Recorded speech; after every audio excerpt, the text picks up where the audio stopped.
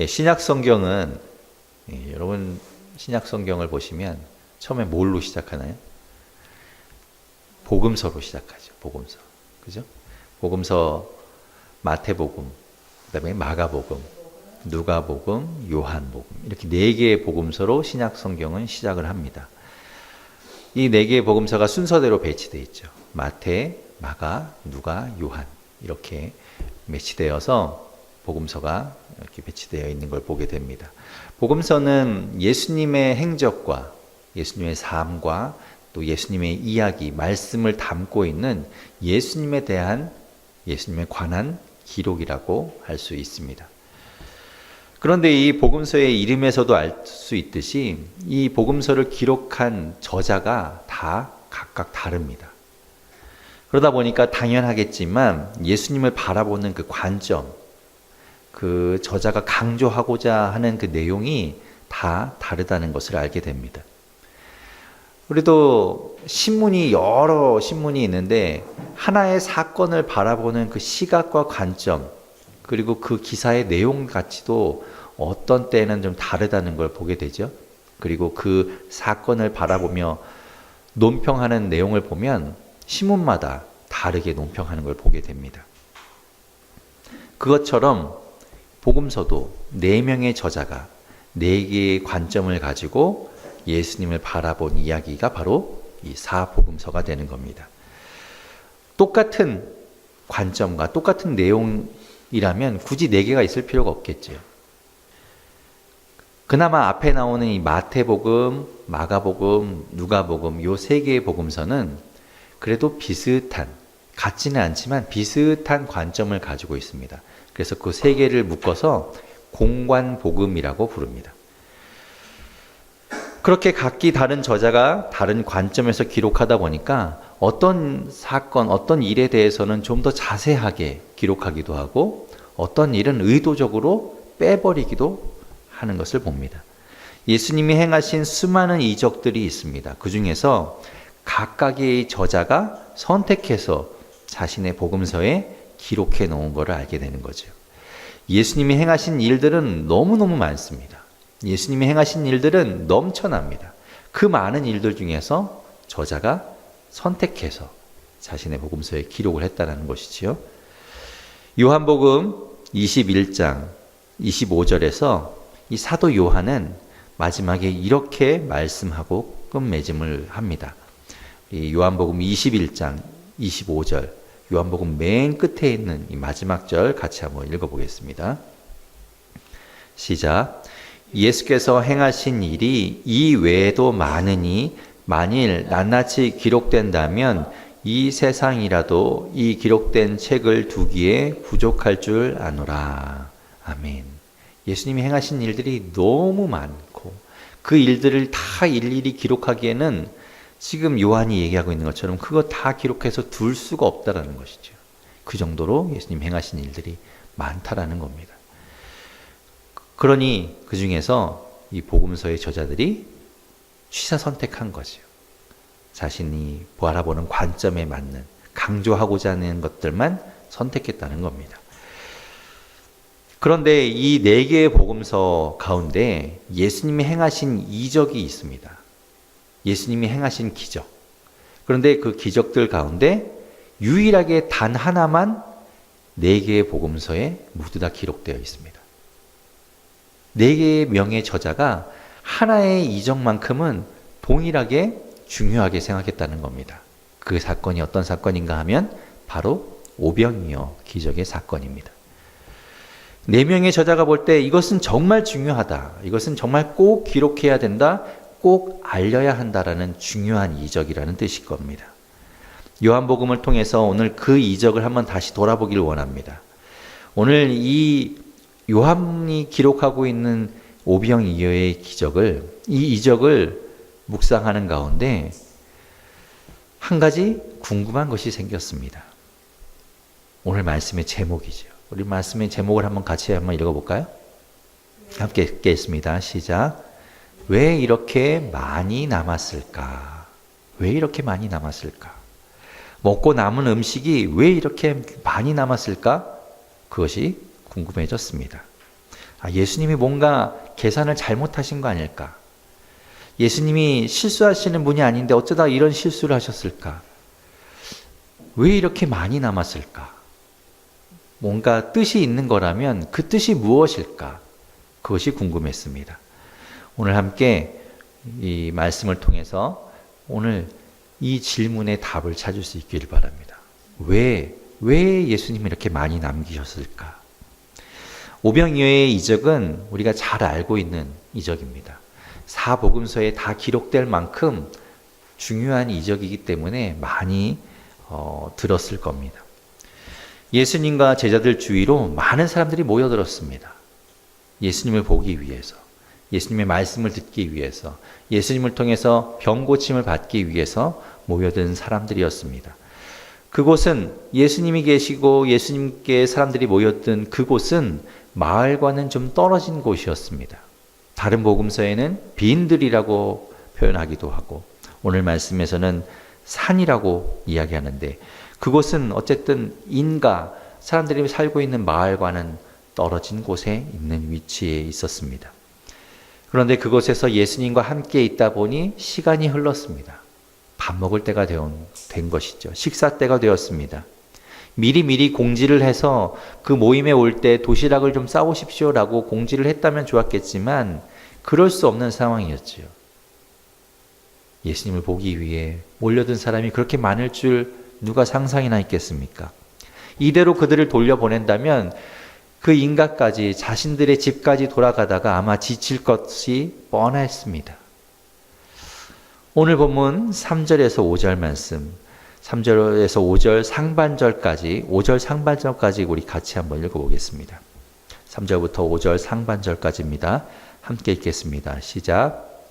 예수께서 산에 오르사 제자들과 함께 거기에 앉으시니 마침 유대인의 명절인 유월절이 가까운지라 예수께서 눈을 들어 큰 무리가 자기에게로 오는 것을 보시고 예수님과 제자들이 모인 그곳에 사람들이 모여들었습니다. 여기저기에서 이 동네 저 동네에서 예수님을 만나기 위해 사람들이 구름대처럼 몰려들었습니다. 아마 제자들은 안절부절 못하고 있었을 겁니다. 제자들은 그렇게 믿음이 좋지 않았기 때문이죠. 아니, 밥때가 다 되어가는데 도대체 예수님 어떻게 하시려고 이 많은 사람들을 돌려보내지 않고 계속 시간을 끌고 계신 건가? 언제까지 이야기하실 거지? 빨리 좀 돌려보내지. 이 사람들 다 어떻게 하란 말인가? 예수님은 안절부절 못하는 제자들을 둘러보시다가 빌립과 눈이 딱 마주쳤습니다. 5절 하반절 마저 읽겠습니다. 시작. 빌립에게 이르시되 우리가 어디서 떡을 사서 이 사람들을 먹이겠느냐 하시니. 아마도 빌립은 깜짝 놀랐을 겁니다. 왜 하필 내가 예수님과 눈이 마주쳐서 예수님이 나에게 질문을 하실까? 모처럼 그래도 예수님이 자기에게 질문했기 때문에 이 질문에 멋지게 제대로 잘 답변을 해야 그래도 그 12명의 제자들 가운데 나도 예수님이 눈에 들 텐데. 그런데 이 문제는 참 어려운 문제입니다. 이 수많은 사람들을 다 어디 가서 먹일 수 있겠습니까? 예수님도 이참에 빌립을 시험하고자 하셨다라고 6절은 말씀하고 있습니다. 그래도 빌립은 참 대단합니다. 당황하지 않고 거기서 버벅거리지 않고 정신줄 놓지 않고 재빨리 머릿속으로 계산해내어서 예수님께 대답합니다. 7절 말씀 같이 한번 읽어보겠습니다. 시작. 빌립이 대답하되 각 사람으로 조금씩 받게 할지라도 200데나리온의 떡이 부족하리이다. 200데나리온. 모인 사람들이 그만큼 많다라는 겁니다. 이 200데나리온이 어떤 돈인가 하면 1데나리온. 그것은 하루 품삯에 해당되는 돈입니다. 하루 일당이라는 것이죠. 그러니 200데나리온은 200일 어치 200일 분량의 품삯이라는 걸 알 수 있습니다. 장장 6개월치 월급입니다. 많은 건 돈이죠. 그만큼 사람이 많다는 걸 보여주는 겁니다. 어째서 이렇게 많은 사람들이 모여 있는데 예수님은 돌려보내지 않는 걸까? 아마 제자들은 생각하고 있었을 겁니다. 어쩌면 이 대답을 한 빌립은 뿌듯했을 겁니다. 아, 잘했어. 내가 정말 계산 잘했어. 이렇게 어려운 계산을 해서 예수님께 멋지게 대답하다니 아마 속으로는 아마 뿌듯했을지도 모릅니다. 하지만 예수님이 원하던 답은 아니죠. 옆에 있던 베드로의 형제 안드레가 나섭니다. 안드레는 다른 사람을 소개 잘 해주는 그런 타입이었습니다. 자신의 형제였던 베드로에게 예수님을 소개한 사람도 바로 안드레입니다. 이번에는 그 안드레가 예수님께 한 아이를 소개합니다. 오늘 말씀 8절과 9절 같이 한번 읽어보겠습니다. 8절 9절 같이 읽겠습니다. 시작. 제자 중 하나 곧 시몬 베드로의 형제 안드레가 예수께 여짜오되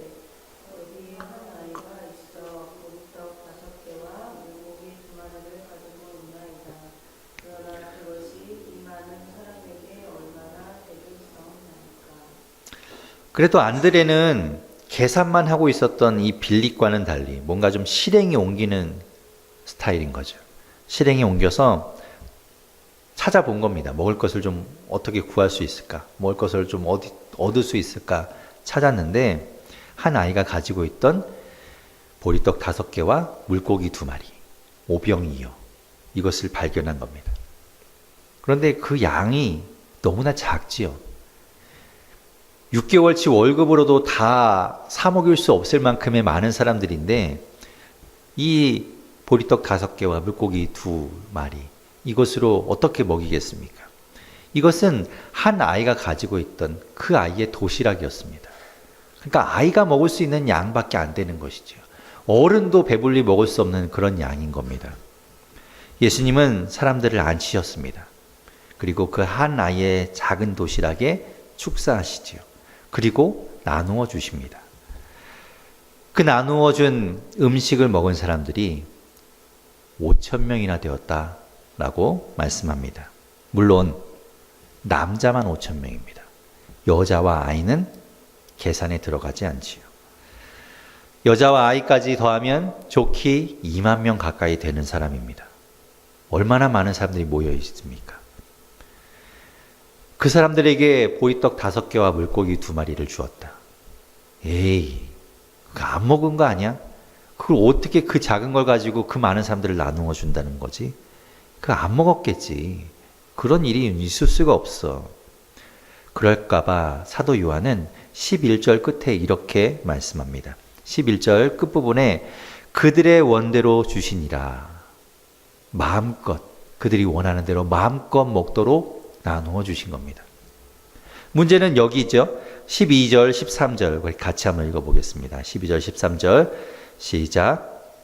그들이 배부른 후에 예수께서 제자들에게 이르시되 남은 조각을 거두고 버리는 것이 없게 하라 하심으로 이에 거두니 보리떡 5개로 먹고 남은 조각이 12바구니에 찼더라. 아멘. 2만 명의 사람들이 원하는 대로 마음껏 그것을 나누어 먹었습니다. 그런데 그들이 그것을 먹고 배가 불렀습니다. 배가 부르도록 마음껏 먹은 후에 남은 조각을 버리지 않고 모으라고 해서 모았더니 남은 조각이 12바구니에 찼다라고 말씀하고 있습니다. 얼마나 남았다고요? 12바구니나 남은 겁니다. 여러분 12바구니 적은 양일까요? 아니죠. 많은 양입니다. 왜 예수님은 처음에 우리가 가졌던 의문에서처럼 왜 예수님은 딱 맞게 그 5,000명의 남자들 여자와 아이까지 합쳐서 2만 명이나 되는 사람들이 나누어 먹고 딱 맞게 떨어지도록 주시지 않고 왜 12바구니가 차도록 남기셨을까요? 예수님이 사람 수를 잘못 세신 것도 아니실 거고 계산을 잘못하신 것도 아니실 텐데 왜 이렇게 많은 양이 남게 되었을까요? 시간을 좀 거슬러 올라가서 예수님의 스타일이 어떤지, 예수님의 스케일이 어떤지를 좀 살펴보고자 합니다. 그러면 이 이유를 좀 더 찾는데 도움이 될 것 같습니다. 요한복음에 기록된 예수님의 첫 번째 이적은 어떤 것인가 하면 가나의 혼인잔치에서 물이 포도주가 되게 하신 사건이 바로 예수님이 처음 행하셨던 이적입니다. 한참 혼인잔치로 사람들이 먹고 마시고 기뻐하고 즐거워하고 있었는데 그 잔치에 포도주가 떨어져 버린 겁니다. 처음부터 포도주가 없었던 것이 아니라 그것을 다 마셔버린 것이죠. 잔치의 주인이 미리 계산해서 준비를 했을 겁니다. 그런데 준비한 것보다 더 많은 사람들이 그 자리에 왔거나 아니면 온 사람들이 계산한 것보다 더 많이 마셔버린 거겠지요. 아마 이 잔치의 주인은 터무니없이 준비하진 않았을 겁니다. 사람들이 올 것을 계산해서 조금은 넉넉하게 준비를 했을 겁니다. 그런데 그것이 다 떨어져 버린 겁니다. 지금처럼 마트나 가게에 가서 포도주를 마음껏 살 수 있는 그런 시대가 아니었겠지요. 잔치가 벌어지기 훨씬 전부터 미리미리 포도주를 담그든가 아니면 포도주를 준비해 두었을 겁니다. 그런데 그 포도주가 떨어져 버린 겁니다. 우리 교회 창립 예배 때 오신 분들에게 우리가 답례품을 준비하려고 수건을 준비했습니다. 창립 예배 기념 수건을 준비해서 그 수건을 오신 분들한테 하나씩 드려야 되겠다라고 준비를 했죠. 미리 몇 분 정도 오실까 계산을 해서 이제 주문을 해 놓아야 됐는데 우리가 부족하지 않도록 해야 되겠다. 차라리 남기자는 마음으로 넉넉하게 준비를 했던 거 기억하십니까? 당연하지만 모자라는 게 했다가는 낭패를 당하니까 차라리 남기는 게 낫겠죠. 남으면 뭐 저희가 수건이니까 써도 되고 아니면 선물해도 되고 또 새로 오시는 새 가족에게 드려도 되니까 넉넉하게 준비를 하자 했었습니다. 그런데 막상 창립 예배 때가 되니까 저희가 예상했던 것보다 훨씬 많은 분들이 오셨습니다. 그래서 100장의 수건, 130장의 수건을 준비했음에도 불구하고 훨씬 많은 분들이 오셔서 다 동이 나버리고 말았습니다. 뒤에 오신 분들은 받지도 못했죠. 이런 경우 더 만들 수 있으면 더 구해올 수 있다면 어떡할까요? 아마 이렇게 조금 부족한 만큼만 조금 더 준비를 했을 겁니다. 그런데 혼인잔치에서 예수님은 어떻게 하시는가? 우리 예수님이 하신 일을 한번 보도록 하겠습니다. 요한복음 2장 6절에서 7절 말씀입니다. 요한복음 2장 6절에서 7절 말씀 우리 자막을 통해서 같이 한번 보겠습니다. 자, 같이 한번 읽어보겠습니다. 시작. 거기에 유대인의 정결 예식을 따라 두세 통 드는 돌 항아리 6이 놓였는지라. 예수께서 그들에게 이르시되 항아리에 물을 채우라 하신즉 아기까지 채우니. 그 돌 항아리, 정결 예식에 쓰는 돌 항아리가 6개가 있었는데 그 6개의 물을 아기까지 가득 채웠다라고 이야기합니다. 그런데 그 가득 채웠던 6 항아리에 담긴 물이 모두 포도주가 되는 거죠. 최상급 포도주가 되는 겁니다. 돌 항아리 6이라는 양은 도대체 얼마큼 되는 양일까? NIV 성경에는 우리 성경에는 그냥 두세 통 든다라고 되어 있어서 그 통이라는 단어가 얼마큼 되는지 알 수 없지 않습니까? 그런데 NIV 성경에서 보면 이 돌 항아리 하나에 20에서 30갤런의 양이 된다라고 말씀하고 있습니다. 우리 한번 자막을 띄워보겠습니다. NIV 성경 보시면 뭐라고 되어 있는가 하면 제가 좀 실을 해놨죠. 6개의 돌 항아리가 있다라고 말씀하고 있고 그 각각 항아리마다 얼마큼인가 하면 20에서 30갤런에 해당되는 항아리다라고 말씀하고 있습니다.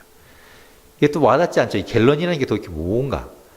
우리가 쓰고 있는 리터 단위로 환산을 하면 이 돌 항아리 하나당 75리터에서 110리터에 해당한다는 겁니다.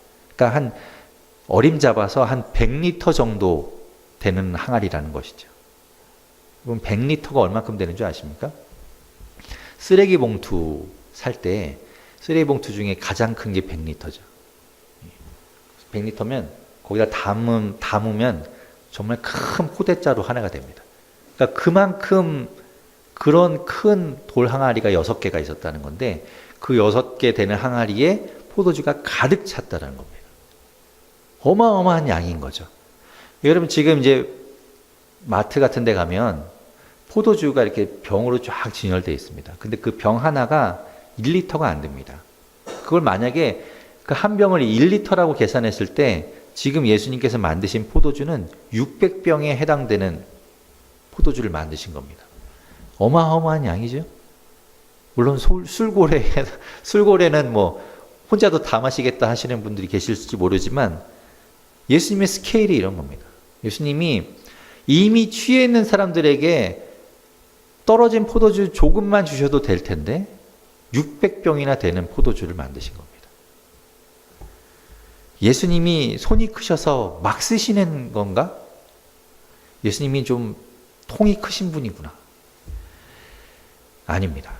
예수님의 마음이 이겁니다. 예수님은 우리에게 풍성하게 주시기를 원하시는 분이라는 겁니다.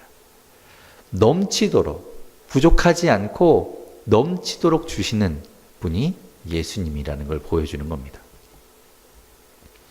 요한복음 4장 14절에서는 예수님이 사마리아에 갔다가 수가성에서 한 여인을 만나게 됩니다. 그 여인에게 예수님께서는 이렇게 말씀하셨습니다. 요한복음 4장 14절의 말씀입니다. 우리 같이 한번 자막을 통해서 읽어보겠습니다. 시작. 내가 주는 물을 마시는 자는 영원히 목마르지 아니하리니 내가 주는 물은 그 속에서 영생하도록 솟아나는 샘물이 되리라. 아멘. 예수님이 주시는 물, 예수님이 주시는 그 물을, 생명의 물은 잠깐 솟아났다가 잠깐 목을 축이고 사라지는 물이 아니라 영생하도록 솟아난다라고 말씀하고 있습니다. 끊임없이 계속해서 넘치도록 주신다는 것이지요. 요한복음 10장 10절에서는 또 예수님께서 이렇게 말씀하십니다. 요한복음 10장 10절 같이 한번 읽어보겠습니다. 시작. 도둑이 오는 것은 도둑질하고 죽이고 멸망시키려는 것뿐이요. 내가 온 것은 양으로 생명을 얻게 하고 더 풍성히 얻게 하려는 것이다. 아멘. 예수님께서는 생명을 주시는데 더 주시고 더 많이 주시고 풍성히 주시기 위해 오셨다라고 말씀하시는 것이죠. 예수님께서는 이렇게 아주 딱 맞게 째째하게 불안불안하게 주시는 분이 아니라 풍성하게 넘치도록 주시는 분이라는 것을 보여주는 겁니다. 사도 요한은 그것을 강조하고 싶었던 겁니다. 예수님은 이런 분이다. 예수님은 넘치도록 풍성하게 주시는 분이다라는 걸 강조하고 싶었던 것이죠. 여기서 풍성이라는 만어가 어떤 뜻을 갖고 있는가 하면 필요 이상의, 바라는 것보다 더 많이라는 뜻을 가지고 있습니다. 예수님이 손이 크시고 통이 크시고 낭비가 심하셔서가 아니라 우리를 사랑하시기 때문에 풍성하게 우리가 필요한 것 이상으로 넘치도록 우리가 바라는 것보다 더 많이 주시는 분이라는 겁니다. 왜 그런가? 예수님이 우리를 사랑하시기 때문이죠. 우리를 사랑하셔서 그런 겁니다. 요즘 저희 집에서 식사 때가 되면은 거의 매일이다시피 보는 장면이 있는데, 제 아내는 더운데도 불구하고 음식을 잘 준비를 해서 가족들을 먹이려고 준비를 하고 식구들을 먹이려고 준비합니다. 그런데 딸은 다이어트를 한다고 밥을 안 먹겠다고 하는 것이죠. 아내는 주고 싶어서 먹이고 싶어서 계속 먹으라고 하고 딸은 안 먹겠다고 하고 늘 그렇게 실랑이를 벌입니다. 아내가 딸이 살찌는 것을 바라서 막 포동포동 막 살찌라고 먹이려는 것이 아니죠. 사랑하니까 더 주고 싶어서 더 먹이고 싶어서 그런 것이죠.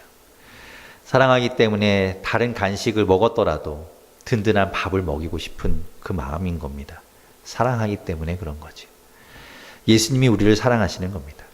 예수님이 우리를 사랑하셔서 우리에게 딱 맞게 불안불안하게 주시는 것이 아니라 풍성하게 넘치도록 주시는 겁니다. 그리고 예수님은 우리에게 보여주고 싶으셨던 겁니다. 그 한 아이가 가져왔던 그 별것 아닌 도시락 보리떡 5개와 물고기 2마리, 그것을 가지고 자신이 먹기에도 부족한 그것을 내어놓고 주님 앞에 드릴 때 그 예수님께서는 더 많은 것으로, 더 풍성하게, 더 많은 것으로 남기시는 것을 보여주는 것을 제자들에게 또 사람들에게 보여주고 싶으셨던 겁니다. 아주 작은 것이지만 주님을 통해서 크게 쓰임 받도록 그리고 쓰임 받고도 남는 것을 보여주시는 겁니다. 오늘 아까 찬양을 앞에 듣는데 정말 마음에 그것이 와 닿았습니다. 어쩌면 이 찬양이 오늘 말씀하고도 너무나 잘 맞았습니다. 가사가 이런 것이었죠. 날이 저물어 갈 때, 빈들에서 걸을 때, 그때가 하나님의 때다. 내 힘으로 안 될 때, 빈손으로 걸을 때 주님이 준비하신다. 여호와 이레라고 찬양은 고백하고 있습니다. 지금 이 빈들에서, 이 산에서 아무것도 없을 때, 어둑어둑해지고 아무것도 할 수 없는 게 없을 때 주님이 그때 일하시는 겁니다. 비록 작은 것을 통해서 주님께서 역사하심이 12바구니에 차고 남게 주님께서 일하신 겁니다. 그러니 우리는 어떻게 해야 될까요? 우리에게 넘치도록 부어주셨으니 우리가 마음대로 함부로 막 사용하고 버려도 되는 것일까요? 감사하게 받아서 기쁘게 누리고 남는 것도 소중하게 생각해야 됩니다. 그래서 예수님께서는 오늘 말씀하시죠. 그것이 버려지지 않도록 해라 라고 말씀하십니다.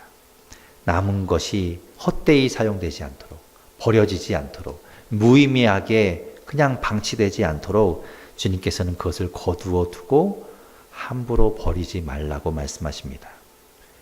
우리가 그렇게 사용할 때, 우리가 주님께서 주신 것들을 풍족하게 누리고 사용하지만 그것을 남는 것이라고 마음껏 내 마음대로 버리는 것이 아니라 그것을 모아서 또 다른 곳에 흘려보낼 때 주님은 아마 기뻐하실 겁니다.